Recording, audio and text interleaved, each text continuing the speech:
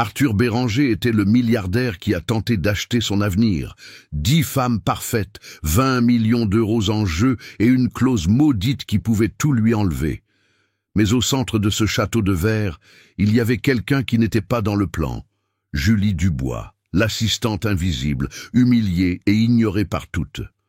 Ce que personne n'avait prévu, c'est que ce serait elle qui toucherait ce que la science, l'argent et le pouvoir ne pouvaient pas atteindre. Parce qu'il y a des héritages que seul l'amour véritable peut créer. Le silence dans le cabinet était assourdissant. Arthur fixait l'écran du bilan comme s'il pouvait le changer par la seule force de sa volonté. « Dans 6 mois, votre capacité reproductive sera nulle », a dit le docteur Moreau d'une voix basse, presque trop respectueuse. « C'est une condition génétique rare, irréversible. » Arthur s'est levé sans dire un mot. Il a marché jusqu'à sa voiture, a démarré le moteur, mais est resté là, les poings serrés contre le volant. Les mots du testament de son grand-père lui revinrent avec une clarté glaçante. Sans un héritier légitime avant ses 40 ans, le contrôle de l'empire Béranger passerait à son cousin. Il en avait 39. De retour dans l'attique du holding, il a réuni son équipe. « Je veux 10 femmes », a-t-il déclaré. QI supérieur à 140, génétique impeccable, contrat blindé. 20 millions pour générer mes enfants. Hélène Leclerc, son avocate, s'est contentée de soupirer. Et le côté humain de tout cela, Arthur? Il a regardé l'horizon. Il s'agit de survivre. Julie Dubois rentrait tôt chaque jour dans la pension où elle vivait. Son premier arrêt était toujours l'hôpital public où elle déposait son frère Michel pour une autre séance de dialyse. Elle faisait des petits boulots comme femme de chambre dans des hôtels, nettoyait des bureaux la nuit et vendait des gâteaux le dimanche.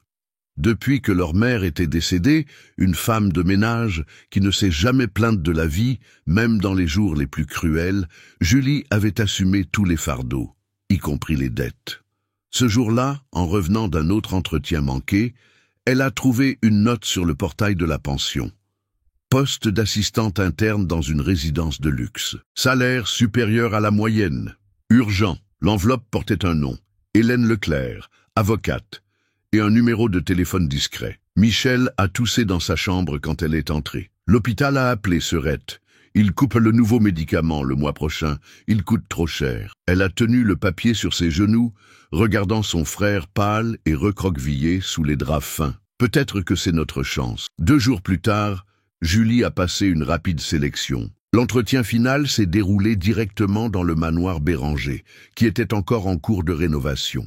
Dans le grand hall, des femmes en tailleur de créateur et talons hauts ignoraient la jeune femme en jean usé et basket. Elle avait une petite bouteille d'eau dans son sac et un rosaire dans la poche de sa veste. Quand son tour est venu, elle est entrée dans la pièce, le cœur au bord des lèvres. « Non ?»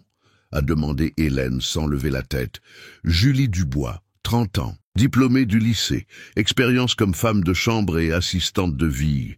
Et j'ai vraiment besoin de ce travail. » Hélène a levé les yeux. Elle avait l'air fatiguée, mais ferme.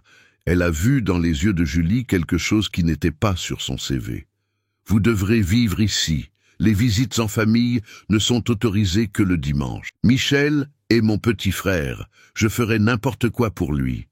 J'ai juste besoin d'une chance. » Quelques minutes plus tard, Hélène est sortie et a parlé au téléphone. « J'ai trouvé quelqu'un d'inattendu, mais c'est exactement pour cela qu'elle est parfaite. Elle passera complètement inaperçue. » Et c'est ainsi que Julie est entrée dans cette maison, sans savoir qu'elle serait méprisée par toutes, sans savoir que dans un manoir où elle n'était personne, elle changerait tout. La première semaine, Julie est devenue une ombre. C'était elle qui rendait les chambres impeccables avant que les candidates ne se réveillent, qui organisait les snacks, ajustait la température de la piscine et notait chaque demande spécifique. Oreillers orthopédiques, fraises bio, fleurs blanches dans les suites. Elle faisait tout en silence. Personne ne connaissait même son nom. Mais elle connaissait les leurs. Laurine, une avocate internationalement reconnue, Blanche, une ancienne mannequin et entrepreneur en cosmétique, Élise, une généticienne primée, et ainsi de suite. Des femmes façonnées par le succès et l'esthétique. Intelligence, fertilité, apparence, les élus. Julie voulait juste assez pour payer les médicaments de Michel et inscrire son nom sur une liste de greffe privée. Elle en rêvait toutes les nuits, même quand elle s'effondrait d'épuisement sans avoir mangé. Ce mercredi-là, une soirée formelle était organisée au manoir avec des investisseurs, un défilé d'élégance pour montrer au monde la sélection génétique d'Arthur Béranger. Hélène a donné à Julie un uniforme spécial, une robe noire discrète, un tablier beige et les cheveux attachés, professionnels, sans attirer l'attention, a-t-elle dit. Quelques heures avant l'événement, Julie était en train de nettoyer le hall principal quand Laurine s'est approchée. « J'ai besoin de champagne français sur glace. Tu as bien entendu ?»« Oui, madame. Je le prends tout de suite. Bonne fille, » a dit Blanche, apparaissant derrière elle. « Assure-toi juste de ne rien faire tomber de chair ce soir, d'accord ?» Julie n'a pas répondu. Au dîner, tous les regards étaient tournés vers les futures mères. Julie servait discrètement, évitant les regards des invités, jusqu'à ce qu'elle s'approche de la table principale. Laurine, avec un sourire en coin, bougea sa jambe discrètement sur le chemin de Julie. La chute fut inévitable. Le plateau chargé de verre et de sauce foncée s'envola dans les airs et atterrit directement sur la robe blanche de Laurine. Un silence de mort s'installa dans la pièce. « Tu es folle ?» a crié Laurine, en se levant. « C'est de la pure soie italienne, idiote incompétente !» Tous les invités se sont tournés. Julie, à genoux, a ramassé les morceaux de verre brisés. Elle n'a rien dit. Ses mains tremblaient, ses yeux brûlaient, mais elle n'a pas versé une larme. « Que quelqu'un fasse sortir cette petite bonne, » a dit Blanche en riant. « Elle ruine l'investissement. » C'est à ce moment-là qu'Arthur est entré.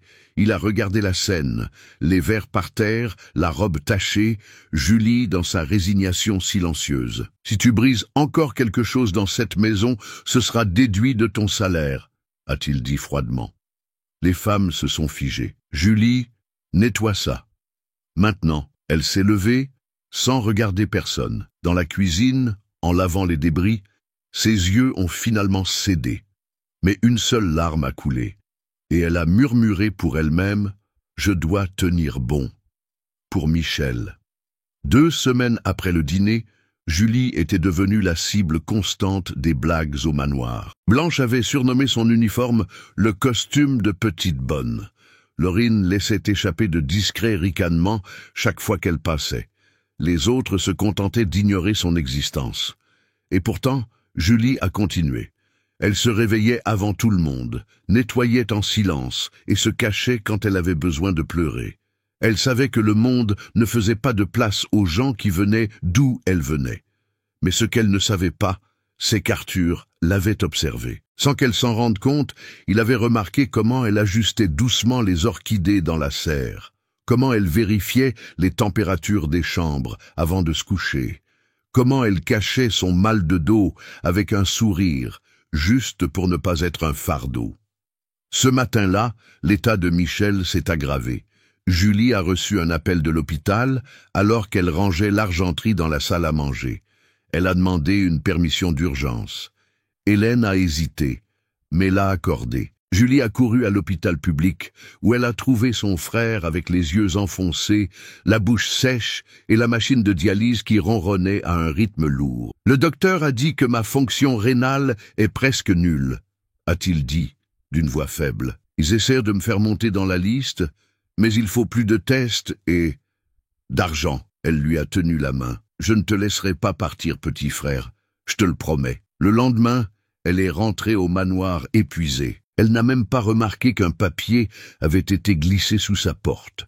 Alors qu'elle préparait le petit déjeuner, Hélène l'a convoquée pour une réunion. Les dames ont signalé la disparition d'une précieuse relique de la famille Béranger, a-t-elle dit d'une voix tendue. Une broche en rubis, un cadeau de la grand-mère d'Arthur, et elle a été retrouvée au fond de votre tiroir. Le monde s'est arrêté. Quoi? C'est une erreur. Quelqu'un l'a mise là. Laurine est entrée dans la pièce feignant le choc. C'est toujours la même histoire, n'est-ce pas? Quelqu'un l'a mise là, tout comme votre mère, n'est-ce pas? Elle a aussi travaillé pour la famille Béranger et est aussi partie sous le coup d'accusation de vol. Ma mère a été disculpée, a répliqué Julie en tremblant. Madame Clara Béranger en personne a écrit une lettre d'excuse. Et vous avez cette lettre » a raillé Blanche, en croisant les bras. « Où est-elle disparue comme la broche ?» Hélène a demandé le silence. Nous attendrons la décision d'Arthur. Mais pour l'instant, vous êtes suspendu de vos fonctions dans le manoir principal. Julie a quitté la pièce, vidée de toute force. Derrière elle, elle a entendu des rires étouffés, des voix qui la traitaient de voleuse, d'imposture, de fraude. Elle est allée dans sa chambre, a enlevé son tablier et pour la première fois depuis des semaines, elle s'est effondrée. Elle a pleuré comme elle ne l'avait pas fait depuis la mort de sa mère. Elle a pleuré pour le poids de l'injustice, pour la douleur de voir l'histoire se répéter. En fin d'après-midi, Arthur est arrivé. Hélène l'a appelé immédiatement.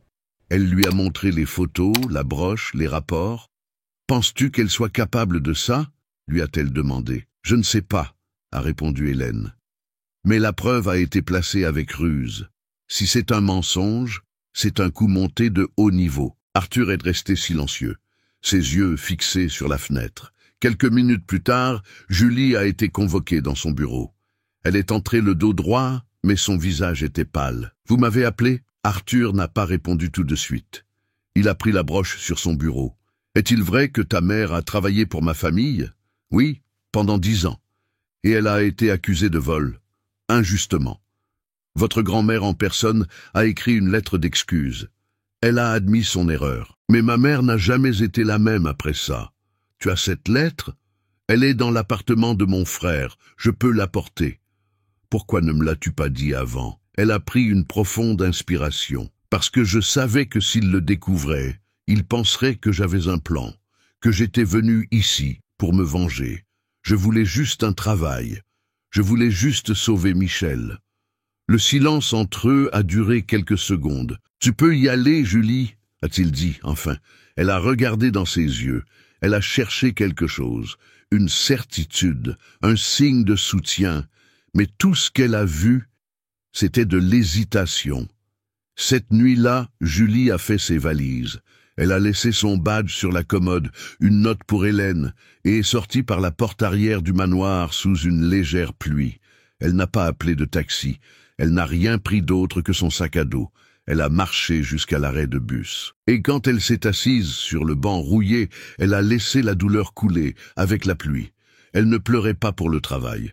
Elle pleurait parce qu'elle avait cru que quelqu'un comme elle pouvait être vu. Avez-vous déjà fait confiance à quelqu'un et vu cette confiance s'effondrer en silence? Avez-vous déjà eu l'impression que votre histoire était jugée avant même d'être entendue? Si cette scène a résonné en vous d'une manière ou d'une autre, répondez par un « oui » dans les commentaires. C'est ma façon de savoir que vous êtes là et que cette histoire vous a parlé aussi. 2 jours après avoir quitté le manoir, Julie est retournée dans le petit appartement qu'elle partageait avec son frère. Michel allait mieux, mais il était encore faible. Quand elle est entrée, il a essayé de se lever du lit. « Serette, que s'est-il passé? Pourquoi es-tu revenue si tôt ?» Elle a souri avec effort. « J'ai eu un problème, mais tout va bien maintenant. » Pendant qu'il dormait, elle a fouillé dans le tiroir de la vieille commode de leur mère. Au fond, parmi des papiers jaunis et de vieilles photos, elle a trouvé ce qu'elle cherchait. La lettre. Elle était manuscrite, sur papier à en-tête de la famille Béranger. Madame Clara Béranger, la matriarche, demandait pardon à Marie Dubois, la mère de Julie, pour l'avoir injustement accusée de vol, après avoir retrouvé les bijoux dans une vieille boîte qu'elle avait elle-même égarée. Ma mémoire m'a trahi, mais ma conscience ne me pardonnera pas. Puisse cette lettre, bien que tardive, réhabiliter ton nom, Marie. Julie a lu les mots 3 fois, comme s'ils étaient un baume sur une vieille blessure. Elle a pleuré en silence, mais contrairement aux autres fois, ce n'était pas de douleur. C'était quelque chose de plus pur, de plus entier. Elle a mis la lettre dans une pochette en plastique, a pris une profonde inspiration et a regardé Michel qui dormait sur le canapé. « Je ne m'enfuirai plus, petit frère. Plus jamais. » Le lendemain matin, elle a enfilé la même tenue simple qu'elle avait portée pour son premier entretien. Elle a attaché ses cheveux, a pris la lettre et est sortie. Il n'y avait pas de ressentiment dans ses yeux, juste de la détermination. Elle ne retournait pas au manoir pour mendier un travail. Elle y retournait pour leur montrer qui elle était et qui sa mère avait toujours été. Si elle serait entendue, elle ne le savait pas. Mais pour la première fois, ça n'avait pas d'importance. Parce qu'en ce moment, Julie savait que son histoire valait plus que n'importe quelle accusation, et que parfois, la dignité est la seule chose qui ne peut être volée ou achetée. Julie est arrivée au portail du manoir en début d'après-midi. Elle a demandé à parler à Hélène, l'avocate. Elle a été accueillie avec surprise et suspicion, mais elle n'a pas bronché. Elle a tendu la pochette avec la lettre. « S'il vous plaît, lisez ceci. C'est tout ce que j'ai. » Hélène a lu chaque ligne attentivement. Quand elle a fini, elle a levé les yeux. Cela change beaucoup de choses. Quelques minutes plus tard, Julie a été discrètement escortée dans le bureau d'Arthur. Il était debout, regardant la ville à travers la fenêtre. Quand il s'est retourné et l'a vue, il s'est figé. « Tu es revenu, pas par regret. Je suis revenu parce que j'ai la preuve. Et parce que ma mère le mérite. » Elle lui a tendu la lettre. Il l'a lue en silence. C'était bien l'écriture de sa grand-mère. Le ton était solennel, chargé de culpabilité. La confession était claire. « Pourquoi ne me l'as-tu pas montré avant ? Parce que je savais que, au fond, tu ne me ferais pas confiance. Et moi, je ne te faisais plus confiance non plus. » Il a baissé les yeux, honteux. « Je suis tellement désolé, Julie. Moi aussi. Mais pas pour moi, pour toi, pour avoir tant de choses. Et vivre encore dans la peur de tout perdre. » Elle s'est retournée pour partir, mais il l'a rappelée. « Reste, je t'en prie. » Elle a hésité. Hélène va réunir tout le monde dans le grand salon. Cette histoire sera clarifiée maintenant. Devant elle, toutes. Et c'est ce qui s'est passé. Devant toutes les femmes, Arthur a lu la lettre à haute voix. Le silence a été absolu. C'est la vérité. Et toute personne qui a participé à une tentative de l'incriminer est officiellement hors du projet. Blanche a tenté de protester. Laurine a feint l'innocence. Mais aucune des deux n'a eu le courage de discuter. Julie est restée debout de l'autre côté de la pièce, en silence. Elle n'a pas souri, elle n'a pas célébré. Parce qu'en ce moment, la vraie victoire n'était pas d'être disculpée. C'était de savoir que sa voix avait enfin été entendue. Cette nuit-là, Arthur n'a pas pu dormir. La lettre de sa grand-mère est restée sur le bureau de son cabinet, à côté d'une vieille photographie, Madame Clara Béranger, serrant la main du président lors de l'inauguration de la première usine de la famille. Il a fixé les deux papiers comme s'il essayait de déchiffrer qui il était vraiment, l'héritier d'une dynastie, ou l'homme qui était sur le point de la perdre. Quelques heures plus tôt, Hélène lui avait rappelé une chose gênante. La clause du testament reste valable. Sans un héritier biologique sous votre garde avant vos 40 ans, tout l'Empire passe à Louis. Louis, le cousin opportuniste qui attendait un faux pas depuis des années. Et il y a plus, a-t-elle continué.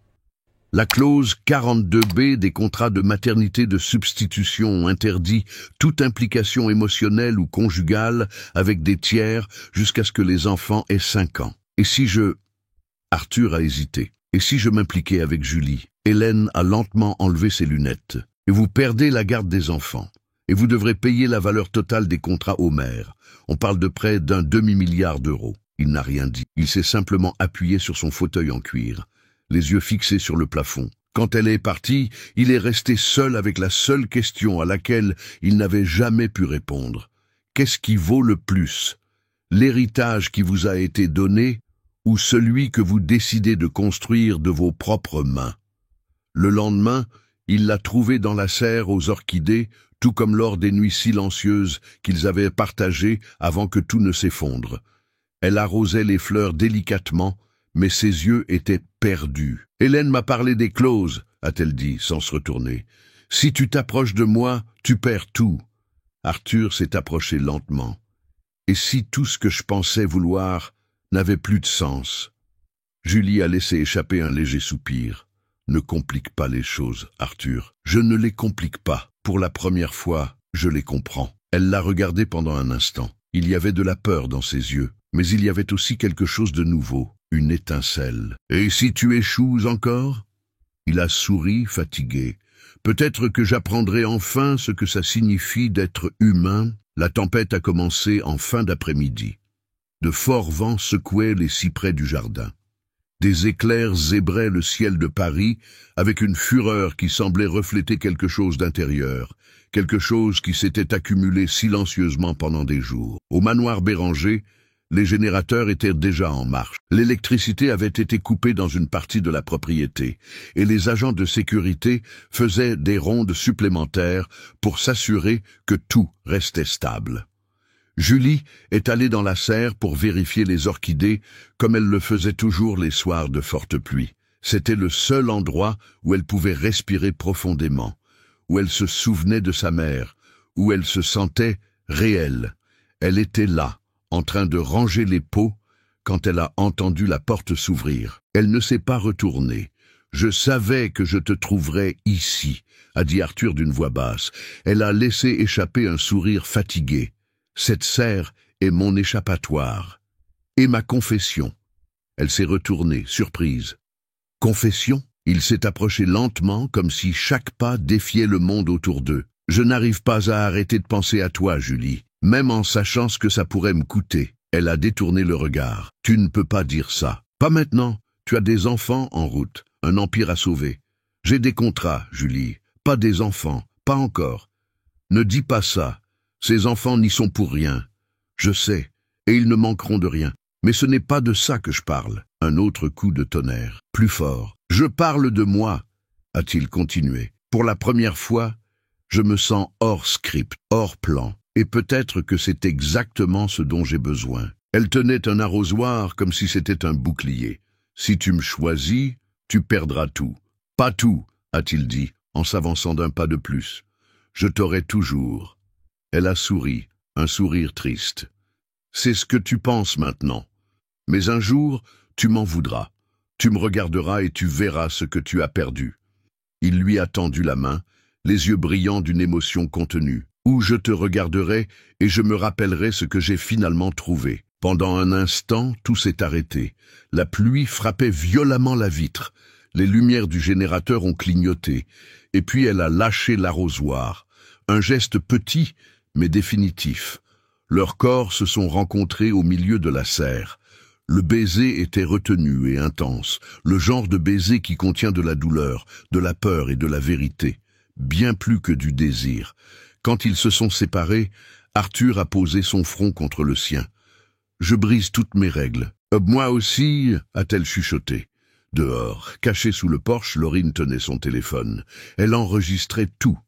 La pression sur le bouton était imperceptible. L'envoi automatique. En quelques secondes, la moitié des héritières du projet sauraient Arthur Béranger était impliqué avec la seule femme qui ne faisait pas partie du plan. Et ça changeait tout. 3 mois ont passé. C'était un après-midi dans un quartier tranquille et arboré dans le nord de Paris. Le soleil filtrait à travers les arbres, tandis que des enfants jouaient sur le trottoir, poursuivant un ballon à moitié dégonflé. Dans un petit café du coin, Julie servait 2 cappuccinos parfaits. Le lieu était modeste, mais charmant. Elle en était maintenant la gérante. Elle suivait des cours du soir. Michel poursuivait son traitement avec les médicaments garantis. Et enfin, il était sur la liste prioritaire pour une greffe. Elle semblait en paix. Pas riche, pas célèbre, mais entière. Sur l'étagère derrière le comptoir, parmi les livres qu'elle proposait aux clients, il y avait la lettre de la grand-mère d'Arthur, encadrée, sans légende, juste là, comme un rappel silencieux. La vérité a une valeur. La cloche de la porte a sonné. Elle s'est retournée. C'était Arthur. Pas en costume, pas avec une escorte, pas en tant que Monsieur Béranger. Juste lui, dans une chemise claire, avec un regard timide. Dans ses mains, une petite orchidée dans un pot blanc. « J'ai pensé qu'elle irait bien dans ton nouvel endroit. » Elle a ri, prenant le pot avec précaution. « Les orchidées me rappellent encore des nuits compliquées. Et des victoires silencieuses, » a-t-il complété. Ils se sont assis à une table de coin. Tous les deux semblaient à l'aise dans le silence. « Comment vont les femmes ?» a-t-elle demandé, brisant la glace. « Elles ont reçu tout ce qui leur avait été promis. Les enfants seront bien pris en charge. J'ai renoncé à la clause de contrôle total. J'ai cédé une partie de l'Empire au conseil d'administration. » Elle l'a regardé, surprise. « Tu as vraiment fait ça? Je devais arrêter de protéger ce que mon grand-père avait construit. » et commencer à construire quelque chose de moi-même.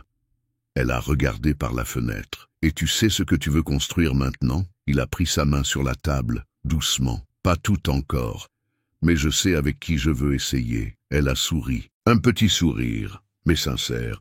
Dehors, le jour s'est fait lentement sombre. Le monde continuait à se presser. Mais à l'intérieur, pendant un instant, tout était exactement là où il devait être. Elle n'a pas conquis le monde, mais elle a conquis ce qui était à l'intérieur d'elle-même. Julie a appris que la dignité n'est pas quelque chose que l'on demande, c'est quelque chose que l'on porte avec soi, même lorsque le monde essaie de vous l'arracher. Elle a grandi en entendant qu'elle devait être 2 fois meilleure pour être remarquée de moitié, et pendant longtemps, elle a cru que le silence était la survie. Mais dans ce manoir, face aux pires versions du pouvoir et des préjugés, elle a compris que parfois, la seule façon de changer le jeu est de refuser d'y jouer. Arthur, de son côté, a découvert que son empire ne s'est pas effondré à cause de l'amour. Il s'est effondré quand il a confondu le contrôle avec la sécurité, et que le véritable héritage n'était pas de maintenir le nom Béranger au sommet, c'était de faire en sorte que le nom de Julie ne soit plus jamais oublié. Ensemble, ils ont compris que certaines histoires d'amour ne commencent pas par des promesses. Elles commencent par la résistance, et qu'il n'est pas nécessaire d'hériter de quoi que ce soit pour laisser une trace. Il suffit d'avoir le courage d'être qui l'on est, quand personne d'autre n'y croit. Maintenant, je vous demande, combien de fois vous êtes-vous tus juste pour vous adapter à des espaces qui n'ont jamais été les vôtres? Combien de fois ont-ils douté de vous, juste parce qu'ils ne voyaient pas d'où vous veniez? Si cette histoire vous a touché, c'est peut-être parce que, d'une certaine manière, elle est aussi la vôtre. Si cette histoire vous a ému, si à un moment donné vous avez eu la gorge serrée, laissez un like maintenant. Cela me montre que ça vaut la peine de continuer à écrire des histoires comme celle-ci. Et dites-moi dans les commentaires, de quelle ville regardez-vous cette vidéo? Je les lis tous avec soin, et chaque fois que je peux, je réponds à chacun. Si vous croyez au pouvoir des histoires qui touchent vraiment le cœur, abonnez-vous à la chaîne. On ne fait que commencer, et vous en faites partie. Ne partez pas encore. Choisissez l'une des histoires que j'ai laissées sur l'écran pour que vous puissiez la regarder ensuite. On se voit dans la prochaine vidéo.